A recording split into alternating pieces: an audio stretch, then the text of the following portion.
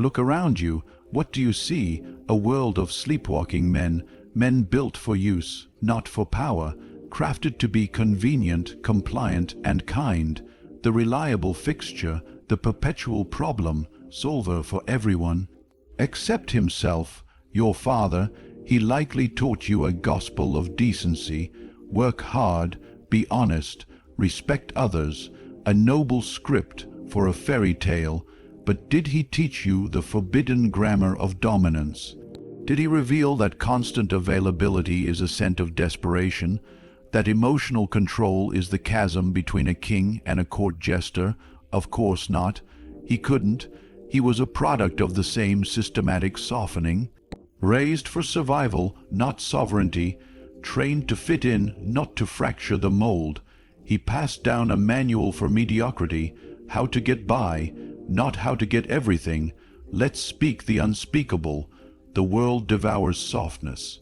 It always has, it always will. It bows only to power, to strategy, to glacial discipline, to the man who is utterly, terrifyingly useless to the agendas of others. Today, you unlearn the lie. Today, you ingest the poison that becomes the antidote.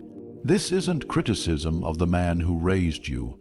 This is an autopsy of the weakness he inherited. This is about breaking a generational curse with your bare hands. We are diving into the abyss, into Machiavellian reality. These are not lessons. They are psychological surgeries. They separate the livestock from the hunters, the followers from the architects, the prey from the predators. If you want comfort, leave now. This is raw, unfiltered, and deliberately brutal. It is the truth about power. You weren't raised. You were programmed, implanted with a passive, pleasant virus meant to keep you obedient and manageable. Your parents, teachers, the entire humming machinery of society fed you the same soothing narcotic. Be good, be fair, be kind, and the world will reward you. You swallowed it whole. You believed in justice, in fairness, in the inherent goodness of people. You were a child. You didn't know you were being prepared for a world that does not exist. Then reality hit, and it didn't slap you. It shattered your jaw. You stepped into the arena and realized the horrific truth. Nobody cares. No one gives a damn about your good intentions. Your nice is a target painted on your back. The game is rigged. The rules are invisible, and everyone is cheating. People smile, shake your hand, and measure the distance to your spine for the knife. You feel confused, betrayed, cheated, because the rulebook you memorized is fiction. You see liars exalted. You watch the lazy, connected bastard glide past your grinding effort. You offer loyalty and get exploitation. You extend trust and receive manipulation. Here is what Machiavelli understood 500 years ago, and what your sheltered upbringing deliberately hid. The world is not inherited by the innocent. It is seized by the clear-eyed and the ruthless. Your childhood wasn't preparation. It was protective custody, a comfortable cage where they swapped cruelty for cartoons. But protection is not preparation. It is planned weakness. And now you're free, naked, and wondering why the wolves keep biting. Stop wondering, start seeing. Society does not reward purity. It rewards power. It does not respect naivety. It respects dominion. The man who understands this stops crying about the unfairness of the fire. He learns to wield it. You have two choices: waste your life praying for a kinder world, or spend that life building yourself into a force that thrives in this one. Your childhood taught you to play checkers. Manhood demands you play chess, while everyone else is playing checkers. The rules you were given are tools for your control. Smash them. It's not your fault you were born blind, but it will be your epic, shameful failure if you choose to stay blind. Quick, be brutally honest. When people think of you, what flashes in their mind? Is it respect or utility? Do they see a presence that commands or a function that serves? Most men are the latter. They are the human Swiss Army knife, reliable, helpful, always ready to fix, to assist, to solve. Conditioned from boyhood to derive worth from their usefulness. Praised for being the good guy, the team player. Here is the trap, so elegant it's evil. When you make yourself a tool, you will be used. You become a resource, not a ruler, a convenience, not a commander. Useful men are called when something breaks. Powerful men are called when decisions must be made. Useful men are thanked for their effort. Powerful men are feared for their influence. Useful men ask, "How can I help?" Powerful men ask, "What do you offer me?" See the canyon between them. This isn't about morality, it's about hierarchy. Machiavelli knew the worst fate is to be indispensable to another's comfort.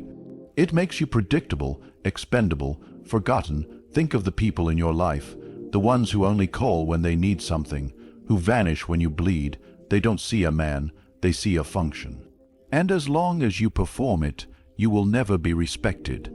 Powerful men don't live to serve others' needs. They build structures where others serve the vision. They contribute on their own terms, behind walls of boundaries so high they seem arrogant. They are not useful, they are vital. Stop being the implement in another man's hand. Start being the hand itself. Test yourself. That last text message, how fast did you leap to reply? If it was instant, you failed. You just screamed your desperation to the world. Constant availability is the death of respect. It broadcasts that you have nothing more important than awaiting their command. Scarcity creates value. This is not manipulation. It is the iron law of human psychology. What is expensive, what is desired, that which is rare, gold, time, access. Your attention must be the rarest commodity in your life. Give it away freely, and it becomes worthless. Most men think being on call makes them valuable. It makes them background noise, the reliable static. They confuse being accessible with being respected. They are wrong. This isn't about playing games. It's about self-respect. Your time is your life, sliced into minutes. Every yes to someone else is a no to your own mission. Every time you drop your priorities for their emergency, you teach them your time is cheap. Powerful men guard their time like dragons guard gold. They don't answer every call. They don't explain every delay. They move to the rhythm of their own purpose and make the world wait for the beat. When you become scarce, a shift occurs. People lean in, they prepare, they value the moment you grant them. Your absence amplifies your presence. Machiavelli said it's better to be feared than loved. Scarcity masters both. They fear losing your presence and treasure the moment they have it. Your attention is power. Your time is sovereignty. Stop giving it away like cheap candy. Make them earn it. Make them wait for it. Watch everything change. You've been sold a lethal lie. Express your feelings. Be vulnerable. This is poison in the arena of power, in the real world, in business, in negotiation, in conflict. Emotions are a weakness. They are the buttons your enemies press to make you dance. Think. Anger makes you reckless. Fear makes you compliant. Guilt makes you manipulable. Love makes you stupid. Every emotional reaction is you surrendering control. When you react from emotion, you are a puppet. Someone pulls a string, an insult, a compliment, a guilt trip, and you jump. You say what you shouldn't. You concede what you must keep. You reveal your hand. Power is not the absence of feeling. It is the total dominion over response. It is the glacial gap between what you feel and what you do. In that gap lies your entire power. The powerful man feels the fury and chooses the calculated response. He feels the fear and decides to advance. He feels the pull of desire and negotiates the terms. Master the gap. When provoked, pause. Let the childish world scream and react. In your silence, you become a strategist while they remain pawns. This is Machiavellian control. To see the strings and refuse to be attached to them. Stop being emotional. start being operational. You must become capable of cruelty, not senseless brutality, but the surgical, necessary cruelty of self-preservation. Most men are moral cowards. They crave approval so deeply they let their souls be cannibalized for it. They say yes to avoid being mean. They tolerate drains, vampires, and anchors because setting a boundary might cause drama. This isn't virtue, it is weakness in a costume. Necessary cruelty is amputating the limb to save the body. It is cutting off the friend who only consumes your energy, saying no with finality, not apology, prioritizing your mission over someone's momentary comfort, letting people be disappointed in you, letting them call you selfish. You think empires are built by consensus, that fortunes are made by committee. No, they are forged by men willing to make hard, bloody choices, to fire the loyal but incompetent, to walk away from family draining their purpose, to choose their own path alone in the darkness. Machiavelli said a leader must learn how not to be good, not because goodness is bad, but because indiscriminate kindness is suicide. The people who rage against your boundaries are those who benefited from your lack of them. Stop apologizing for existing. Stop explaining your sovereignty. Your life is not a democracy.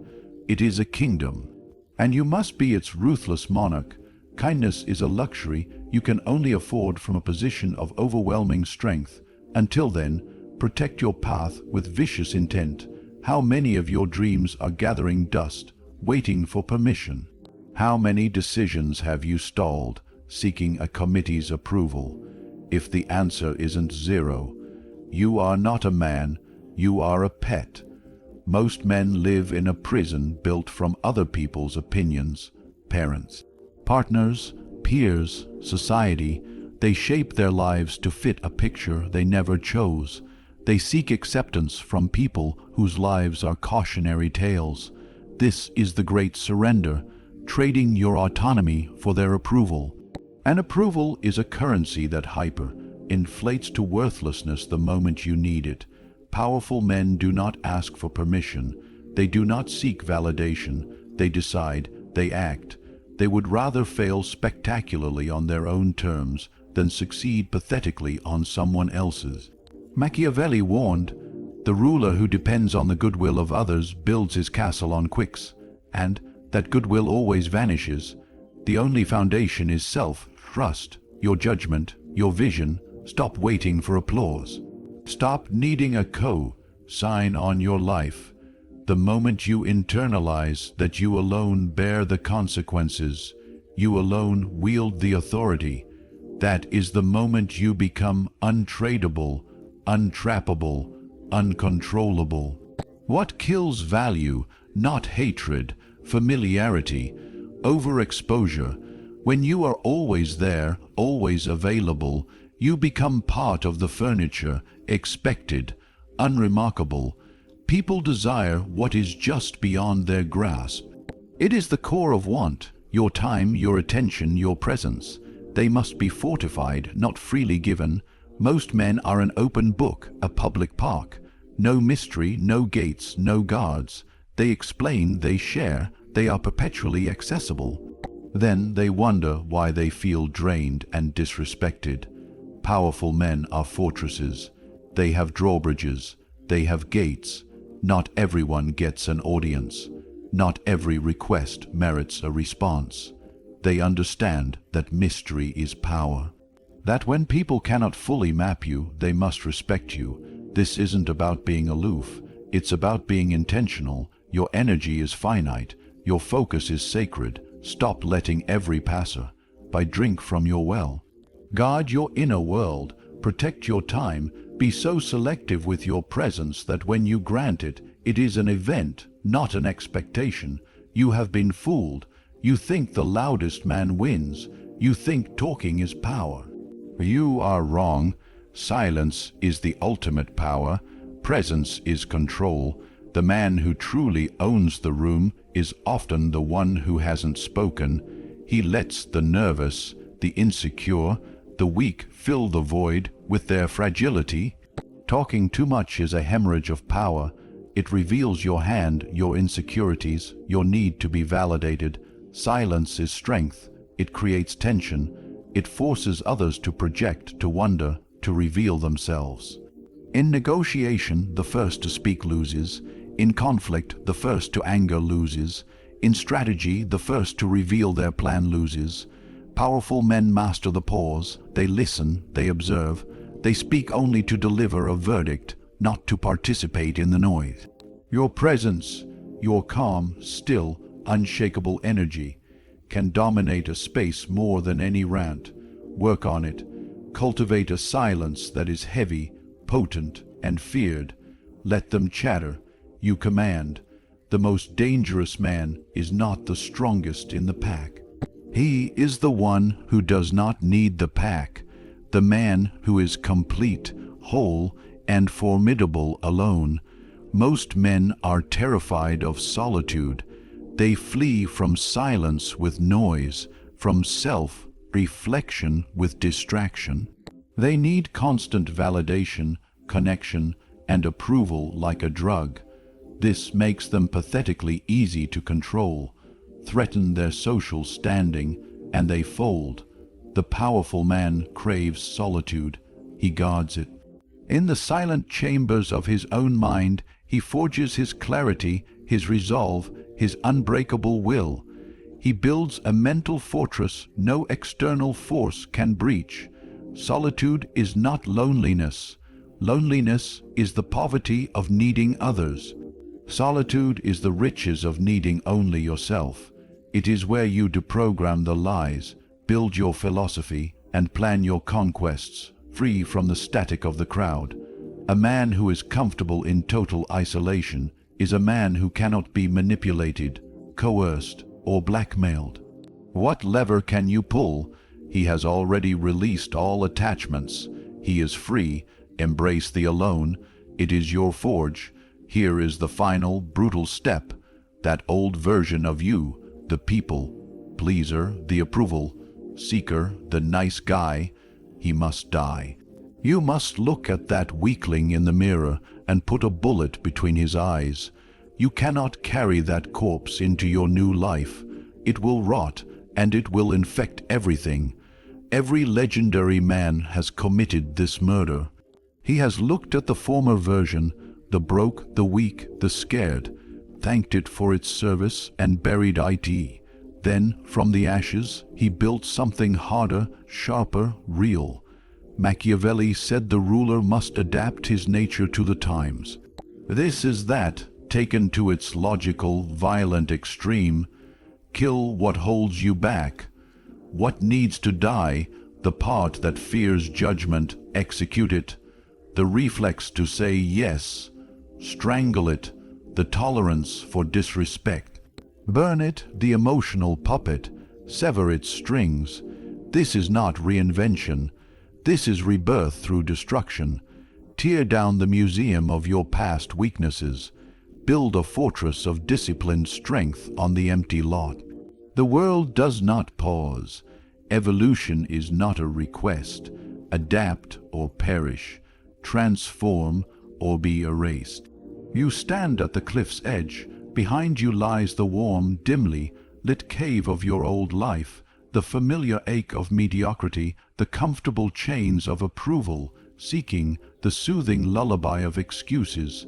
It's all still there, waiting to welcome you back with open arms and a quiet, suffocating embrace.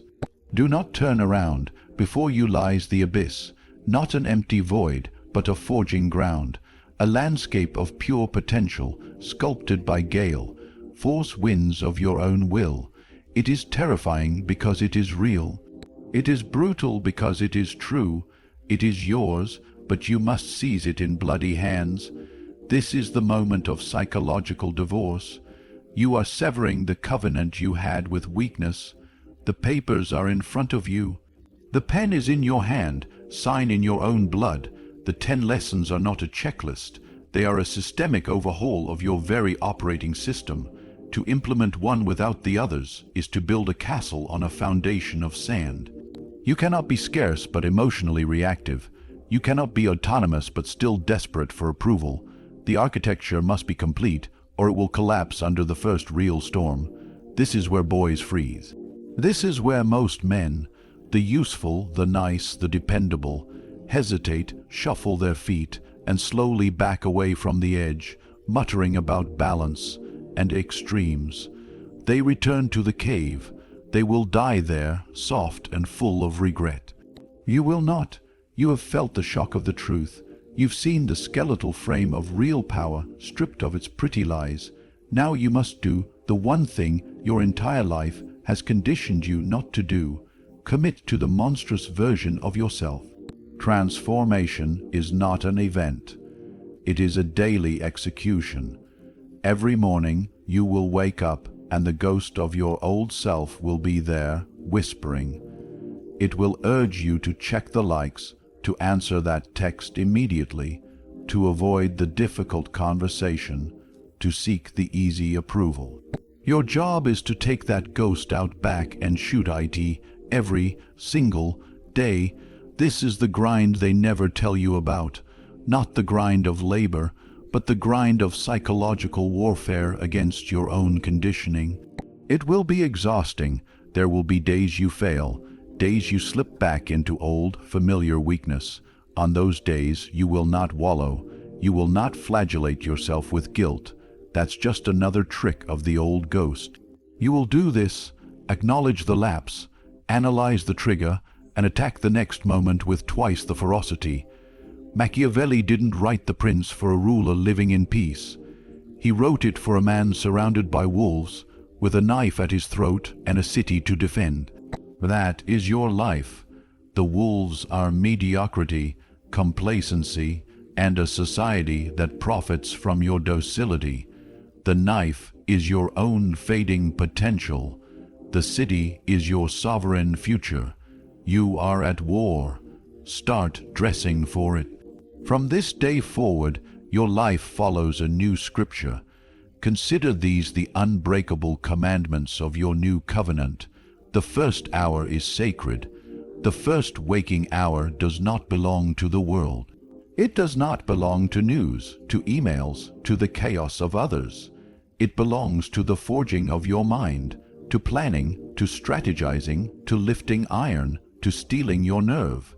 You gift this hour to yourself, and the entire day must bend to repay that debt. Your no is a complete sentence.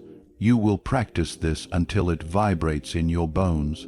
No explanations, no justifications, no softening phrases. No is a declaration of sovereignty. Watch how people stumble when they realize their guilt. Trips and manipulations shatter against a wall of silent, final refusal. Conduct a weekly triage. Every week, you will audit your life with cold, surgical detachment. People, habits, commitments. Does this person drain me or build me? Does this habit fortify me or weaken me? Does this commitment advance my mission or distract from it? You will cut with the indifference of a gardener pruning dead weight. Sentiment is for monuments, not for growing things. Seek the friction. Your old life was designed to avoid discomfort. Your new life craves the grinding friction of growth. Volunteer for the hard project. Initiate the conflict you've been avoiding. Have the conversation that terrifies you. In that friction, your new edge is sharpened. Comfort is the warning bell that you are stagnating. Become the obsessive documentarian of your own mind. Keep a ledger, not of finances, but of weakness. When did you feel slighted? Note it, not to brood, but to identify the trigger. When did you seek approval? Document the emptiness it left. When did a yes betray your priorities? Record the cost. This ledger is not for shame. It is your battlefield map. You cannot defeat an enemy you do not study. The moment you change, the world will rebel. The sheep do not like it when one of their own grows fangs. Your family will call you changed with a tone of accusation. Old friends will drift away, uncomfortable with the intensity of your new flame. Colleagues will resent your unavailability. Partners will test your new boundaries, pushing for a return to your pliable past. This is the sign you are on the right path. Do not seek to explain yourself. Do not mount a defense. Your transformation is not a debate topic. It is a fact. Let them whisper. Let them resent. Let them leave. Machiavelli was exiled, reviled, and misunderstood. He understood that the approval of the masses is worthless, for they cheer you today and crucify you tomorrow for the same act. Your mission is not to be understood by the fading world. Your mission is to build your kingdom. The right people, the rare, the driven, the powerful, will recognize the new frequency you emit. They will find you, attract them through strength, not plead for company through neediness. The backlash is not an obstacle, it is filter. It is the universe efficiently removing from your life everything that cannot coexist with your power. Thank it, and let the dead weight fall. This is the last, most profound death. You must kill the hope that the world will one day be fair, that people will be inherently good, that virtue alone is rewarded. This hope is the root of all your weakness. It is why you feel betrayed. It is why you get angry at injustice. It is the child in you still waiting for the fairy tale reward. Embrace the world as it is, a beautiful, brutal, amoral arena. It is not good. It is not evil. It is. It has rules, not of morality, but of power dynamics, leverage, perception, and force. Your job is not to weep over the rules. Your job is to master them to a superhuman degree. This is true freedom. When you stop hoping for external fairness, you become internally unstoppable. Your energy is no longer wasted on righteous indignation. It is funneled, laser-like, into strategy and construction. You see betrayals not as personal wounds, but as data points. You see manipulation not as a tragedy, but as a tutorial in human leverage. This is the mindset of the sovereign. The world is his garden. Some plants are beautiful, some are poisonous, some are useful. He does not curse the poison ivy for being what it is. He learns to identify it, avoid its sting, and perhaps even distill its properties for his own use. This ends not with a theory, but with an action, a ritual to cement the break. I want you to do this physically right now. Take a blank piece of paper. On the left side, write the old covenant. Beneath it, list the tenets of your weakness. I must be liked. Avoid conflict. My worth is in my usefulness. Emotions are truth. Seek permission. Draw a line of fire down the center. On the right, write the sovereign's code. Transcribe the 10 laws from this text. Write your affirmations. Read the left side aloud. Hear the pathetic whisper of your former life.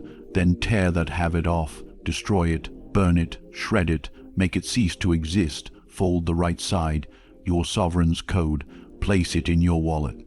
Tape it to your mirror. This is your only contract now. You have just performed your own psychological declaration of independence. The old country is gone. You are a new nation with new laws, and you will defend its borders with your life. The sun is rising on the first day of your real life. There is no fanfare. No one is cheering. The path is empty, hard, and stretches into the mist. Start walking. You will not feel ready. You will never feel ready. Power is not claimed by the ready. It is seized by the willing. Move. Your first act is to ACT. Send the text you've been avoiding. Deliver the no. Delete the apps that drain your focus. Withdraw from the conversation that demands your emotional labor. Spend the first hour of tomorrow in absolute, selfish construction. Do something, anything that violates the old covenant and enforces the new. Let the first action be small, but let it be defiant. Momentum is built not by a single explosion, but by the relentless, disciplined turn of a flywheel. Push it now. This is not a seminar. This is not motivation. This is a call to arms. You have been given the weapons. You have been shown the battlefield.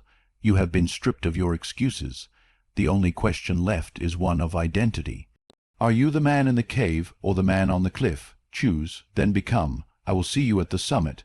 Comment your new battle cry below. Make it one word. Make it raw. Then close this and begin the slaughter of your weakness. The end of the beginning.